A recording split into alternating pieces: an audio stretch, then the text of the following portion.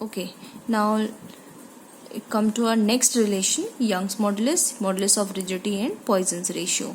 ये फिगर आपको कुछ जाना पहचाना लग रहा होगा. हमने कल एक टॉपिक किया था, shear is equivalent to extension strain and compression strain. ठीक है, तो सेम हमने फिगर यूज़ किया है, वही सेम हमने कंडीशंस को अप्लाई किया है कि डीसी हमने फिक्स किया, एबी पे हमने फोर्स अप्लाई किया. जब एबी पे फोर्स अप्लाई किया तो वहाँ पे शेयर अकर हुआ, और शेयर अकर होने की वजह से डायगोनल में चेंजेस आए हैं दोनों. तो एक डायगोनल तो क्या हो गया, इंक्रीज हो गया, और एक डायगोनल जो है वो डिक्रीज हो गया. तो जो इंक्रीज हुआ है डायगोनल, ये ड्यू टू एक्सटेंशन स्ट्रेस और कंप्रेशन स्ट्रेस की वजह से. सिमिलरली जो कंप्रेशन होता है इस डायगोनल में, वो भी एक्सटेंशन स्ट्रेस और कंप्रेशन स्ट्रेस इन दोनों की वजह से. ठीक है, तो हम एक डायगोनल की बात करते हैं और हम सिमिलरली दूसरे डायगोनल को भी उसी तरीके से डिफाइन कर सकते हैं. तो हम बीडी की बात करते हैं. बीडी की बात करने से पहले हम जो है शेयरिंग स्ट्रेन और शेयरिंग स्ट्रेस भी डिफाइन कर लेते हैं. यहाँ पे शेयरिंग स्ट्रेन क्या होता है, जितना भी हमारे पास इंक्रीमेंट हुआ है या चेंज हुआ है लेंथ में टू द ओरिजिनल लेंथ. ठीक है, और शेयरिंग स्ट्रेस क्या होता है, force per unit area. Clear. और मॉडुलस ऑफ रिजिडिटी क्या होता है, shearing stress upon shearing strain. तो हमने मॉडुलस ऑफ रिजिडिटी को भी in terms of T and theta define कर लिया. Now will see the extension of diagonal BD due to extension stress.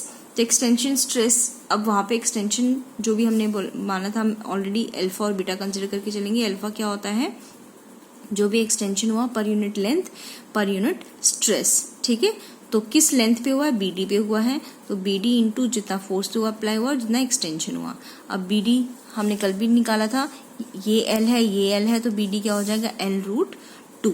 ठीक है, टी अल्फा. इसी तरीके से हम एक्सटेंशन निकालेंगे due to compression stress. Compression stress ये आ जाएगा, जितना हमारे पास ओरिजिनल लेंथ थी उसके ऊपर जितना स्ट्रेस लगा उसकी वजह से जितना कंप्रेस हुआ, वो ये हमारे पास आ गया L√2 टी अल्फा.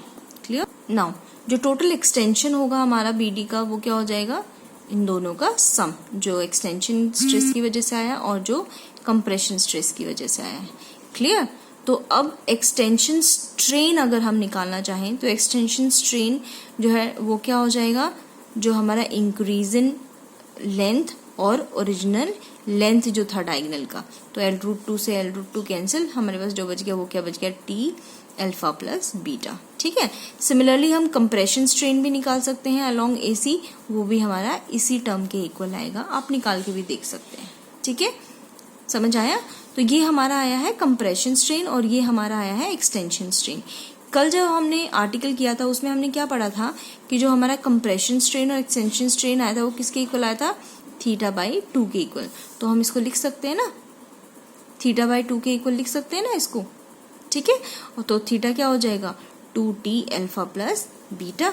और हमने ईटा यहाँ पे डिफाइन करा था पहले ही कि वो क्या होता है, shearing stress over sharing strain. तो हम यहाँ पे थीटा की वैल्यू जो है वो पुट कर देंगे. ये हमारे पास थीटा की वैल्यू है, टी से टी कैंसिल हो गया, बच गया क्या, 1/2 अल्फा प्लस बीटा. अगेन वही अल्फा को कॉमन निकाल लिया, जब मेरे पास ये इक्वेशन आ गई और यहाँ पे रिलेशन आ गया in terms of Young's modulus. Clear है, ये हमारे पास सेकेंड रिलेशन आ गया. अब हम थर्ड रिलेशन की बात करते हैं, जो कि यंग्स मॉडुलस, बल्क मॉडुलस और मॉडुलस ऑफ रिजिडिटी के बीच में. ठीक है, तो ये हमने पहली इक्वेशन से निकाला था रिलेशन, उसको हमने इस तरीके से लिख लिया है.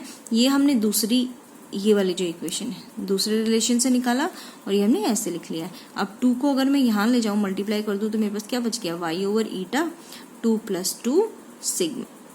क्लियर है. नाउ अब उन दोनों इक्वेशन को हमने क्या किया, ऐड कर दिया. जब हमने ऐड किया तो हमारे पास ये टर्म आ गई है. ठीक है, और इसको जब फर्दर आप सॉल्व करोगे तो ये हमारा रिलेशन आ जाएगा.